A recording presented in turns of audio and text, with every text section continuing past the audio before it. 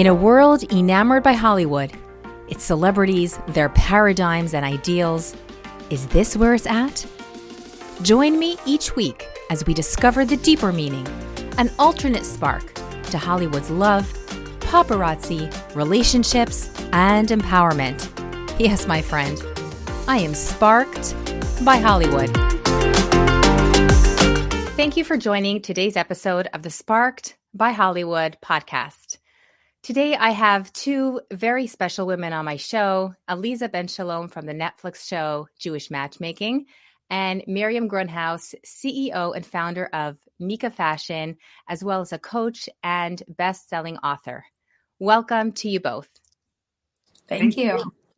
I want to start off with the two of you and your friendship and your connection that you have with each other. So, Aleeza, how many years have you known Miriam? And how did this friendship begin? Oh, that's a good question. Miriam maybe knows the answer of how many years. I know that we were connected by a beloved friend and Rabbi Michael Stern of blessed memory. And I don't know if he just connected us because he said you guys would like each other. Miriam, do you remember the story? I don't remember, but I do remember that you joined my challah group and you reached out because of Rabbi Mike. And I liked him a lot and you liked him a lot. So we kept a connection more than just my regular emails. Most of the people on my list I didn't know, but I got to know you, and we tried to work on. Yeah, we that's how it started.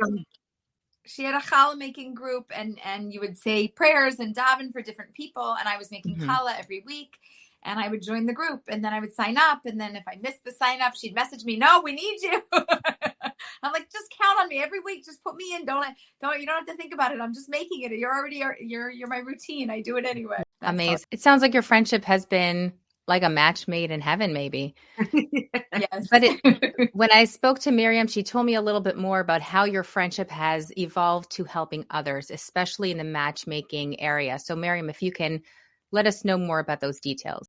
Well, Aleeza is a kind soul, always helping people. I remember when she started, she created a book about marriage-minded people, how to get to the chuppah. And I was fascinated by it. I bought the book. I promoted on my website because I wanted to support her. But it was not today. Everything is an affiliate. Everything is a payment.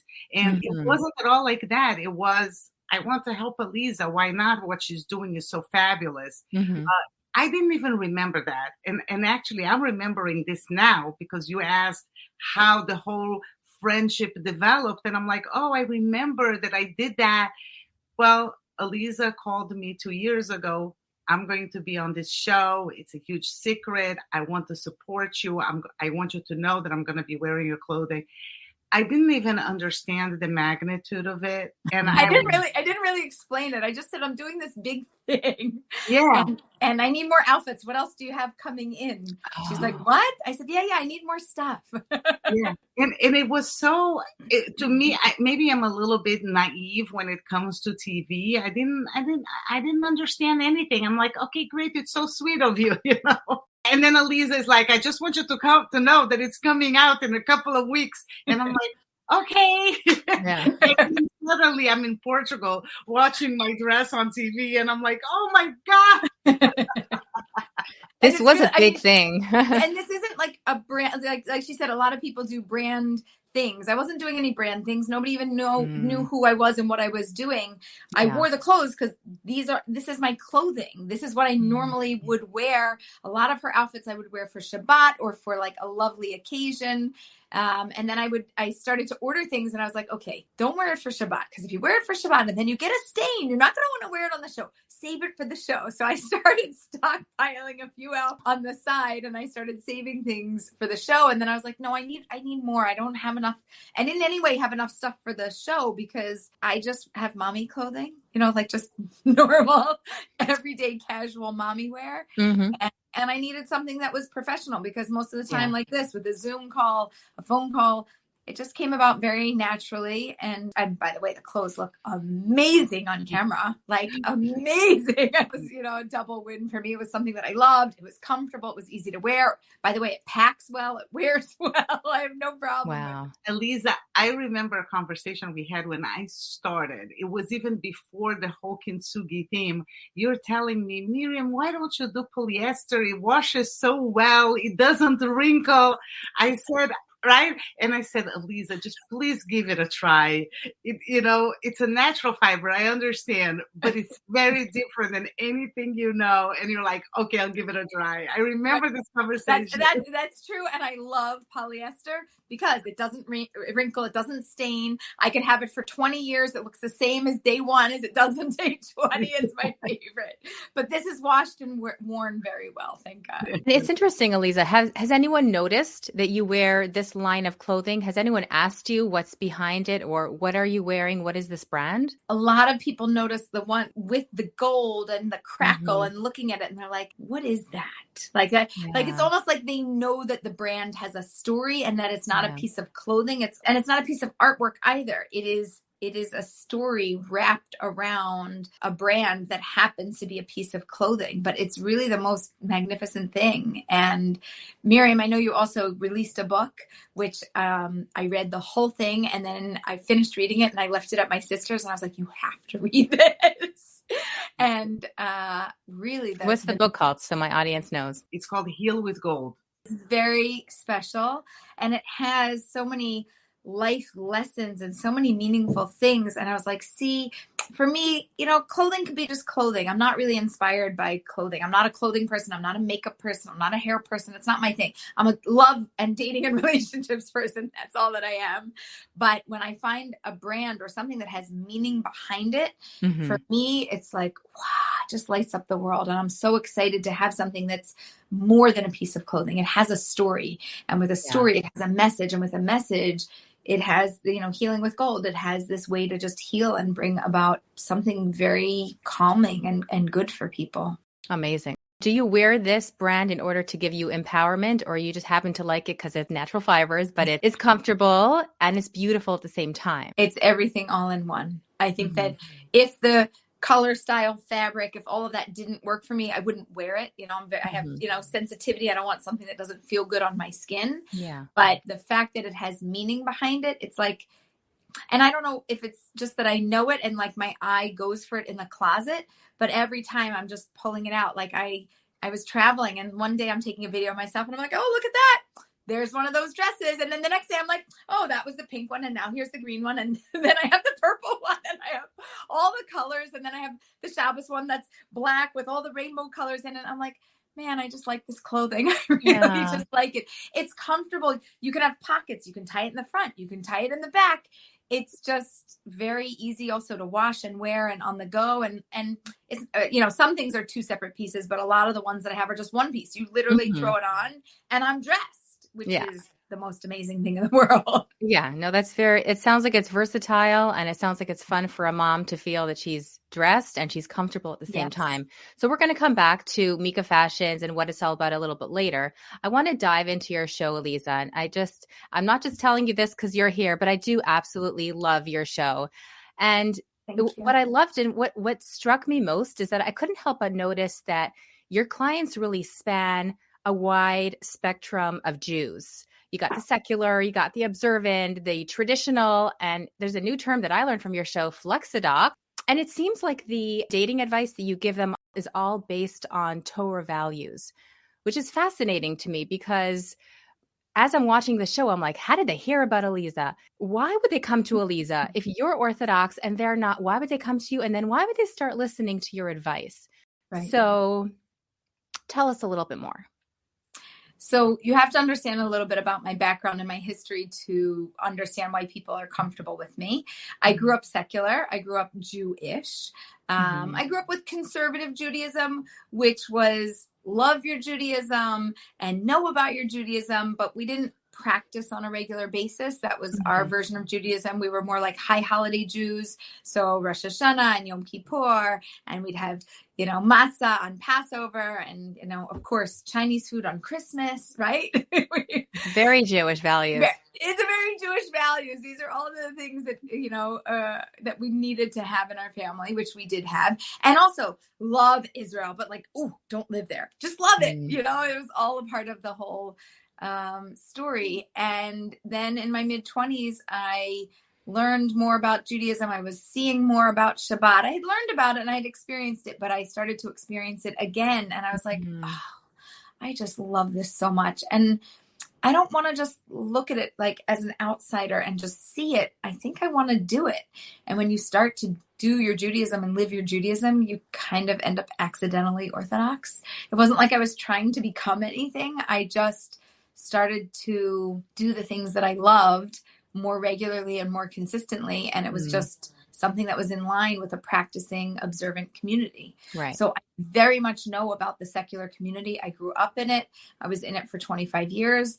And I know very much about the Orthodox community because now I, grew up in it again and learned that way. And I have, as everybody has, heard and knows now, a very non-judgmental attitude, meaning I don't care who you are, what you are. I want to know everything about it, but I'm not judging it. It doesn't make a difference whether you're one way or the other. I just have to understand it so I can match you. And the better that I understand you, the easier it is for me to match you.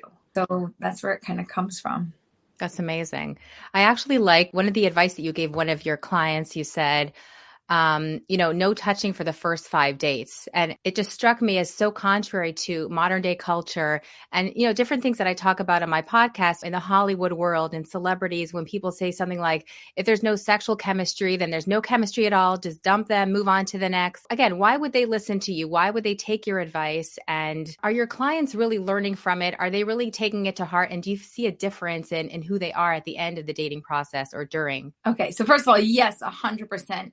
I see a difference and they see a difference. But let's answer why they would listen to me. So number one, I'm accepting and non-judgmental, friendly, warm, inviting. So I really draw somebody in because I take them into my heart. And so they kind of reciprocate and they take me back. The other reason might be because what they're doing is not working.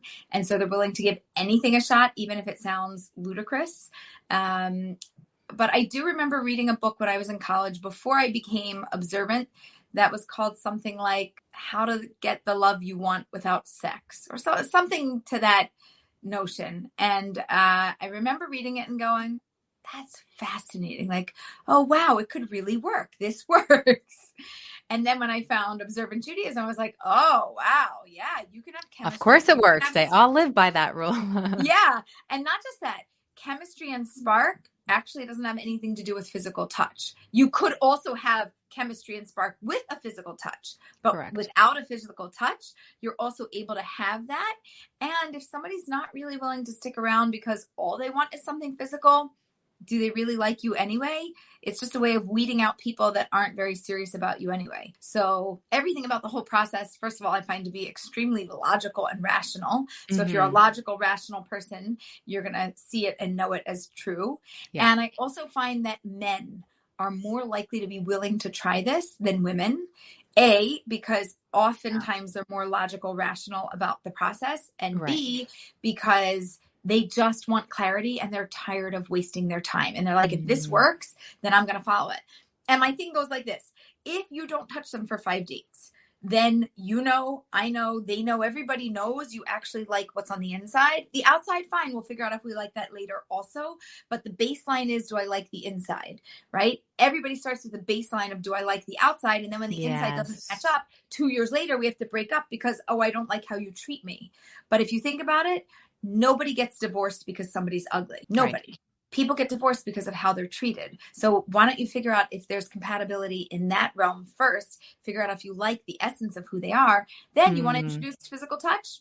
Okay, I'll turn my head the other way. I won't pay attention. You guys do whatever you normally do. I want to say something. There was one of the shows, the girl from Miami. She immediately hugged him when he came in. And she said, oh, my God, I already didn't keep what I promised Aleeza. And I loved that moment because, yes, naturally, you're going to compliment, talk to the person, receive the person the way you used to, because it's very hard to break a habit in 1 minute, just somebody telling them, oh, okay, I'll never do that again.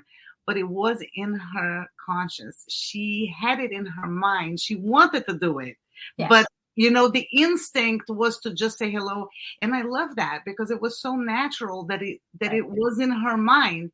And it may not work the first 10 times, but one day this has been implemented in her subconscious, and who knows, what's going to happen in the future for her. Right. Absolutely. And I think that this message that you're spreading, especially because it's on a Netflix show, so it's not only Jews watching it, it's non-Jews, it's across the world.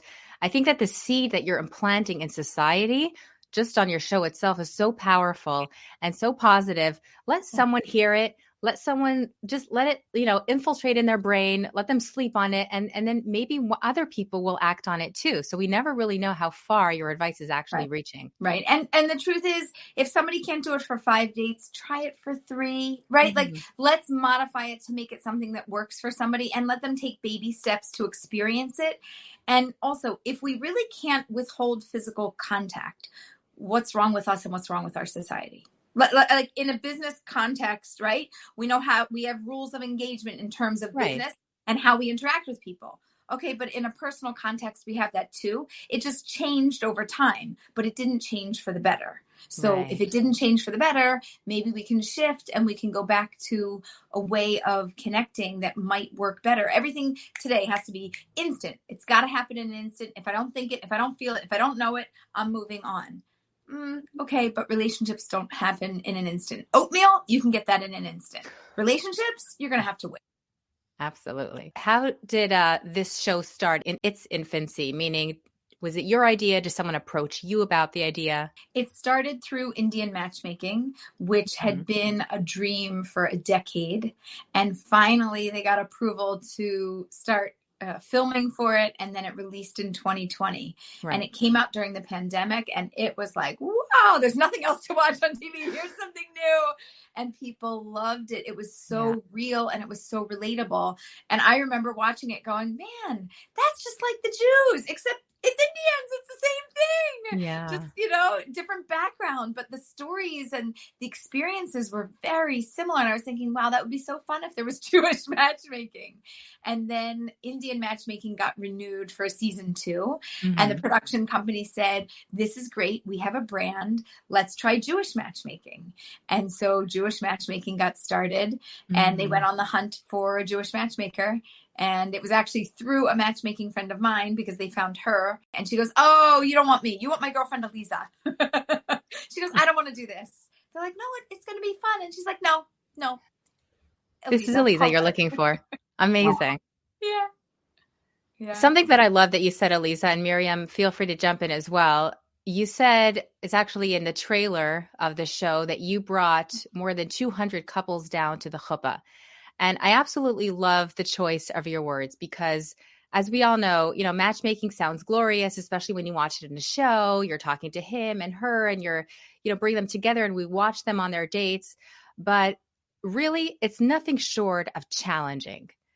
It's really facilitating the finding of two souls and bringing them together, which is a very holy and spiritual process.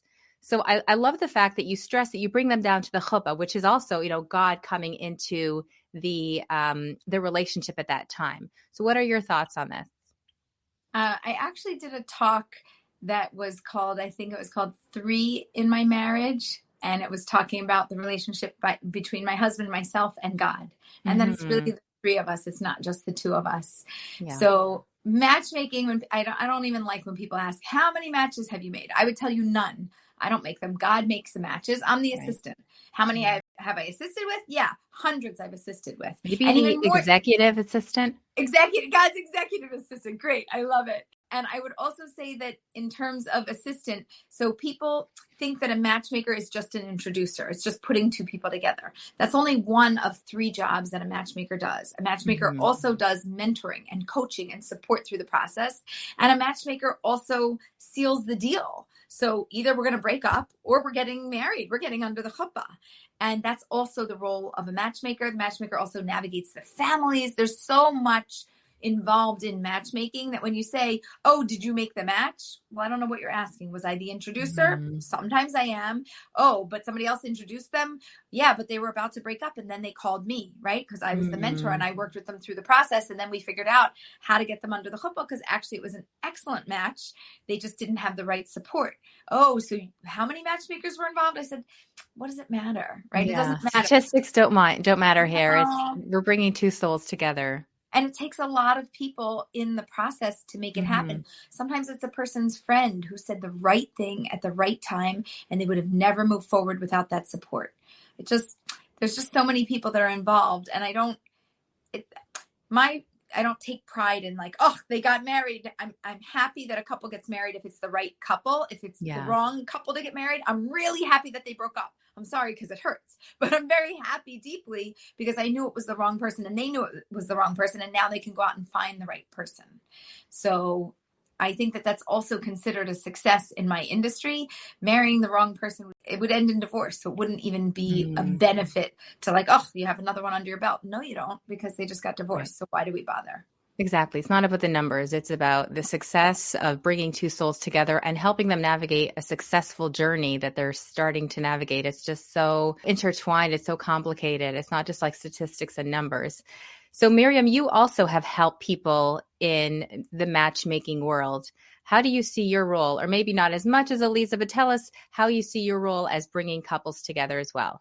It's very funny because I don't consider myself a matchmaker at all, even though I try to put people together. I have made one match between two non-Jews.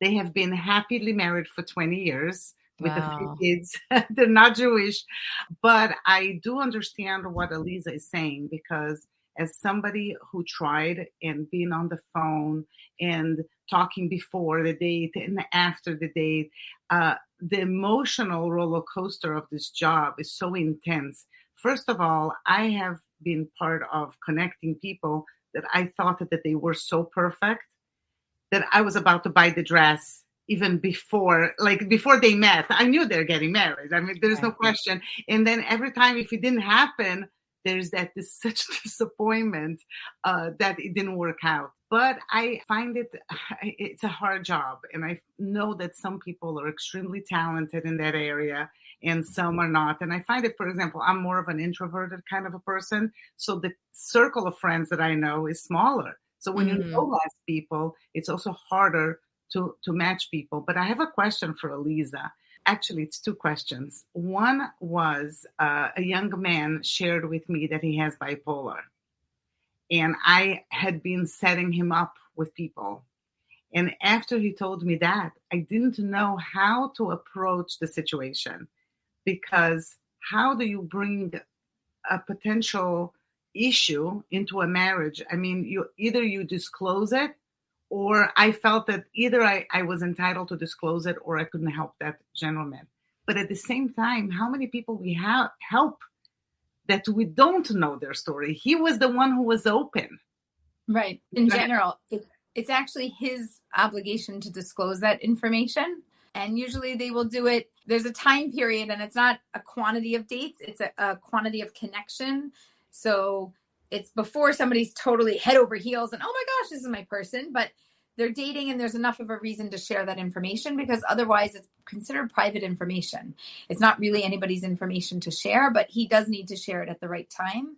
And probably within the first, handful of dates, when they know that they both like each other and there's something there and there's potential, you open it up, there's vulnerability, you share, the other person probably shares what's going on with them, and then people have a discussion. And people with bipolar also get married. So it's not like you should stop setting him up. You absolutely should set him up, and he'll disclose it at the right moment. Interesting. Another question that I had was, when somebody is either dressing unwell or not keeping hygiene well, is you want to guide that person to help them, but it's an uncomfortable situation unless you are a professional. And you did that in the show with one of the gentlemen. You went into his closet and you're like, you need smaller clothing. And I was like, oh, I love that so much. I wish I had the guts to tell some people that maybe if they make some small changes. Yeah. So for him, the example was really more like, he'd been dating for a number of years, and I just didn't want him still feeling not so fresh as he was going out, because he would, I don't want him to feel like his old self. He's got, we have to kind of like bring a new energy to dating. But I think if it's done with love and with empathy and compassion, I think it can come over well. And you have to come up with, can this person handle hearing it or not? So, for example, on the show, if I didn't think he could have handled it, I wouldn't have actually shared it. I would have waited maybe 2 months, 3 months, and I would say something. I wait for the right moment. But you saw it was done through a very playful way. There was a lot of humor that helps to relax people. It helps them to be open. And we got him somebody professional. I wasn't saying I'm the right person to do this. We got him the person that was able to help him the most. So that also made a difference. I love that. Just the conversation is flowing. Yeah, exactly. Miriam, I want to go back to your brand for a minute, because I don't know if everyone in my audience knows about Mikah Fashion. And then I want to tie it into what that means that Aleeza wore it on her show. So if you can go back to what was the infancy of your brand? What is Mikah Fashion all about? What is Kintsugi all about? And then we'll move on to you, Aleeza.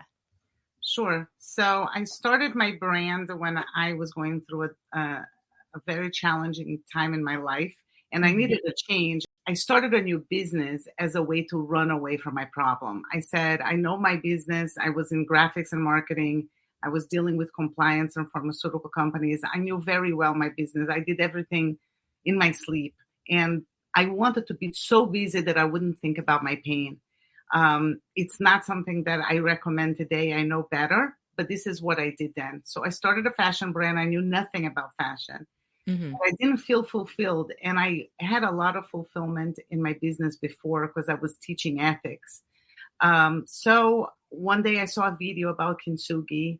It was a young man talking about the Japanese art of Kintsugi, which is when pottery breaks. You put it back together and you mend it, and then you highlight the breaks with gold, because we shouldn't be ashamed of what broke us, because if we do the work to mend ourselves properly, we become a piece of art. We are stronger, wiser, more beautiful, more precious than before. And when I saw the video, it had nothing to do with fashion. It was talking about the art and people and human behavior. Mm-hmm. And I was like, oh my God, I want to be Kintsugi. I want to mend myself the proper way. And I want to be able to show my scars to empower other people to do the work as well. And then I said, wow, I'm going to make my fashion Kintsugi. And that's how the idea started. Within 4 months, the first collection was created. Actually, Aleeza wore one of my first pieces for the red carpet in Israel at Nefesh B'Nefesh. That was part of my first collection ever, which is like 7 years ago or so, just so you have an idea of timing. Yeah. But when I was creating it, as a marketer, I was really thinking about what is my why, what is my mission, what do I want to accomplish with that? And one of the things that I wanted to accomplish was that by people wearing, not only that they would empower themselves, but they would empower other people, meaning it would be striking enough that people would ask, what is that? They would hear the story and they would say, oh my God, I want to be Kintsugi. I want to feel this way. I want to do the work. So when people ask me what I do, it's very hard for me to say fashion designer, because I don't feel like a fashion designer at all. Mm-hmm. I feel that I'm a Sherpa. I'm somebody who leads people into a transformation journey. And the clothing is just one aspect of it. When Aleeza wore the clothing, listen, it doesn't say Mikah all over. It doesn't have the credits at the end of the show. It wasn't about promoting Mikah that excited me. What it was that I wanted people to ask, what is that? And go back, introspect into their own lives and start the journey of mending and putting themselves together. So for me, it was that. But additionally and equally to that, what was so precious to me was that I felt Aleeza's sisterhood, her support and her true love, because a lot of the time people pay somebody to do this. That was not what had happened. It was a total organic desire by Aleeza to wear the brand, one, because she liked how she felt in it, and because she wanted to support me, a friend. And people underestimate the power and the value and what it means for somebody else when you step outside of your world to help somebody else. She could have worn anything, right? Anything. But she chose this and she called me. It was intentional to support me. You feel less alone in your own journey when you have people support. So I felt hugged. I felt the love. I told Aleeza she is a big symbol of a rising tide rises all boats. She went into this journey feeling, who else can I elevate with me? And it's not about just me, but it's about let's go get this together.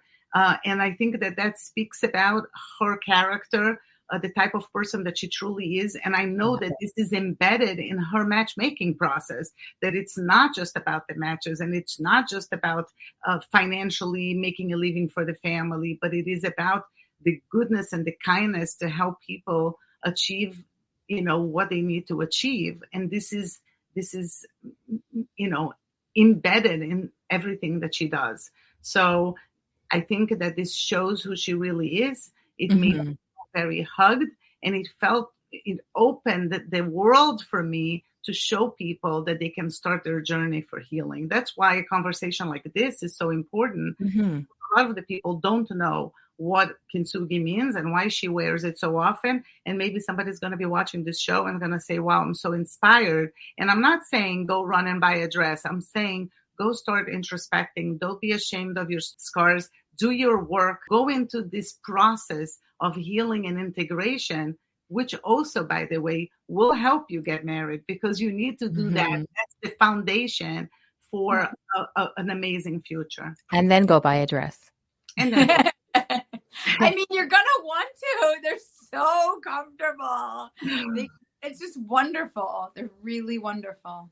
I love it. And I think the irony here of when you bring people together, Aleeza, everyone has their own story. And you talk about, you have a term, I'm forgetting it now, about, when people come from a divorce background or they're broken in some way, and you have some kind of coaching that you bring them through. Essentially, even if a person looks perfect, we all come with some kind of baggage. And then when we're married and we're in a relationship, different things can trigger us, either with our spouse or with our children. There's always broken pieces that we're picking up in our lives. And if we line them with gold and we have that perspective, then we can thrive in this world. So I love the fact that you wear this, you literally embody it as you're in the matchmaking process. Yeah, that's why to me it's really very relevant. And when I wear it, I feel it. So it's not just, again, because I'm not a clothing person, or I'm not like into that, not that I'm not into design and fashion, although I think this is super into design and fashion. Well, you look beautiful on the show. So if you didn't tell me that, I wouldn't know. It was perfect, but it just resonates with me so much. And it feels so much a part of my own story too, because I think that we all do that healing and we all do that work. And as we're doing that, things start to look different and they start to feel different. And there's something very special about that. Absolutely. Aleeza, I want to ask you about a term that you speak about on your show called analysis paralysis. In what way do you feel that this might hinder someone in the dating or the dating scene or the dating process? So analysis paralysis, it just means that people get caught in their head. A lot of people, a lot of clients that I deal with are thinkers, right? The feelers, they're going to act on their gut instinct. It's going to either be there or it's not. I feel it or I don't.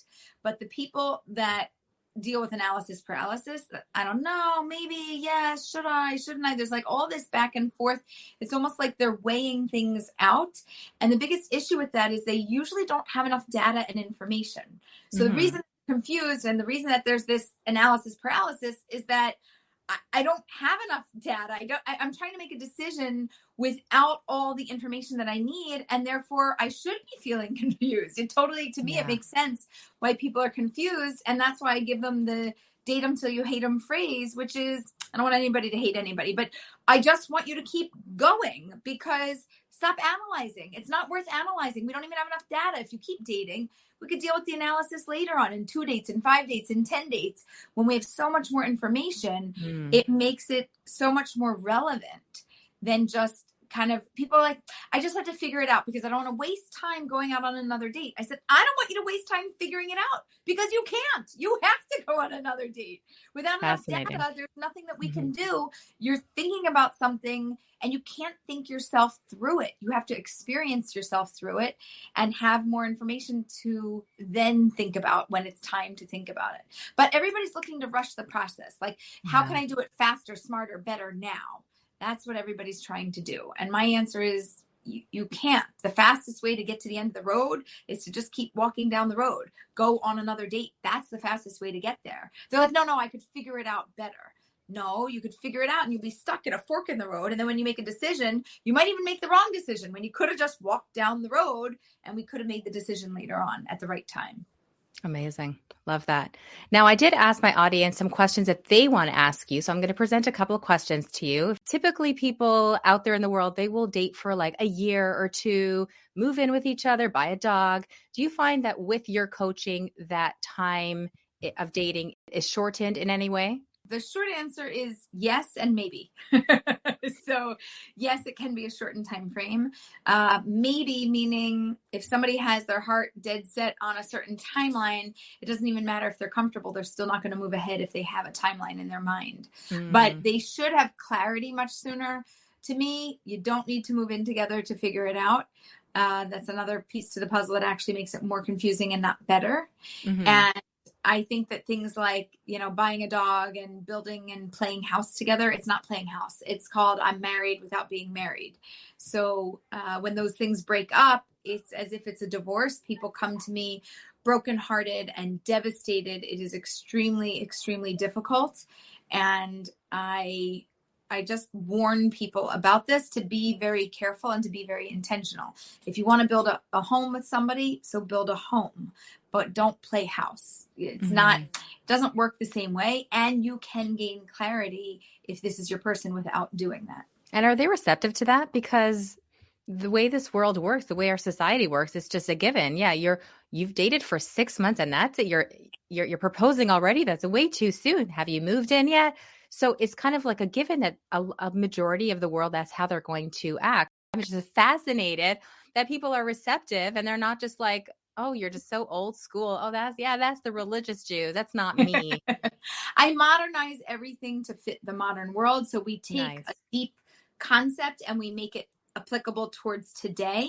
That's number one. Number two, divorce rate is well over 50%, approaching 60% for first-time marriages. For second time, forget it. It's higher. For third time, it's like almost not worth getting married. It's just not that you shouldn't. Don't let me discourage you. I'm just saying, statistically speaking, that the numbers are not in anybody's favor. So clearly what we're doing isn't working. I don't have to say, oh, I wonder if it's working. We know that it's not working. We have divorce filings every day and the numbers are continuing to rise. So if what you're doing isn't working, then why do we think we need to keep doing that to get better results or even good enough results? And why wouldn't we consider something that may potentially be a better predictor of a long-term relationship and marriage? And why don't we take ancient wisdom and combine it with modern love and build the best system possible? So I'm trying to bring deep wisdom in a very plain language, anybody can access it way,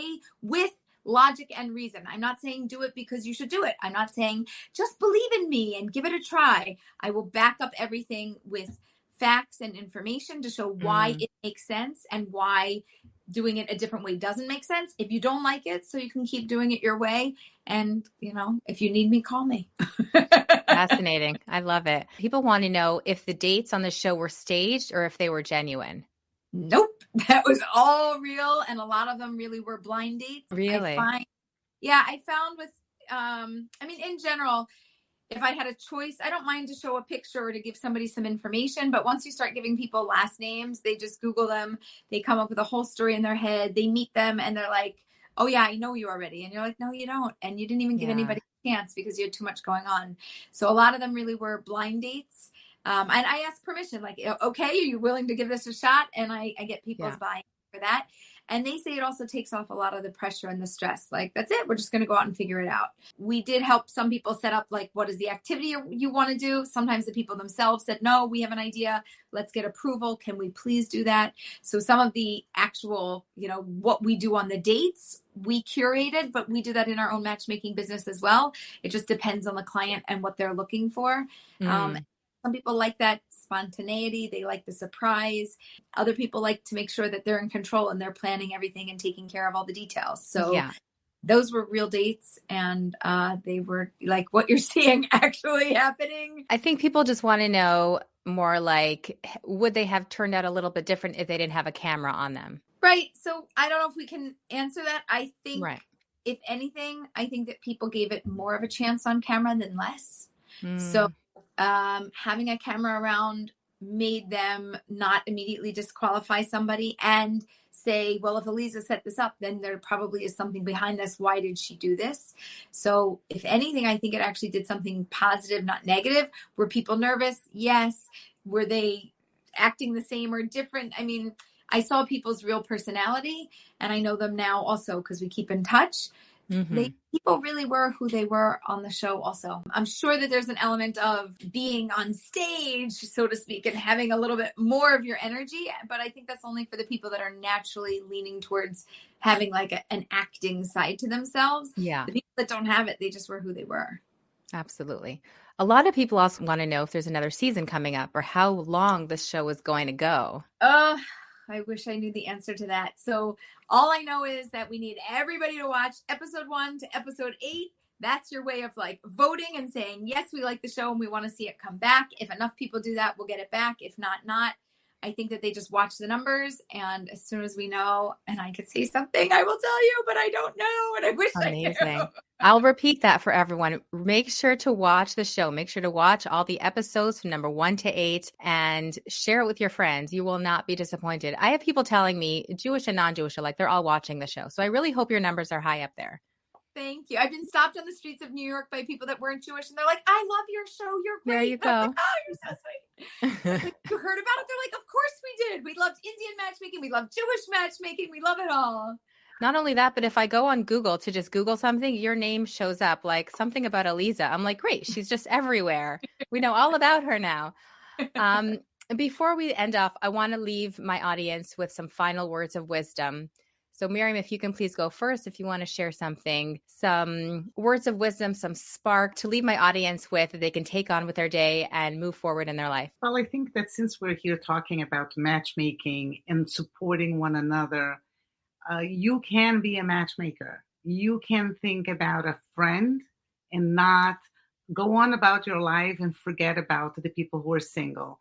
Loneliness is one of the worst pains and struggles that people are going through today, which develops into anxiety, depression, addictions, and we can support one another. You don't have to be a professional matchmaker. You can call a matchmaker, you can email Aleeza, you can email other matchmakers, but you can also think about your friend, just like Aleeza thought about me. She was doing a match, right? She was bringing me along with her everywhere you go.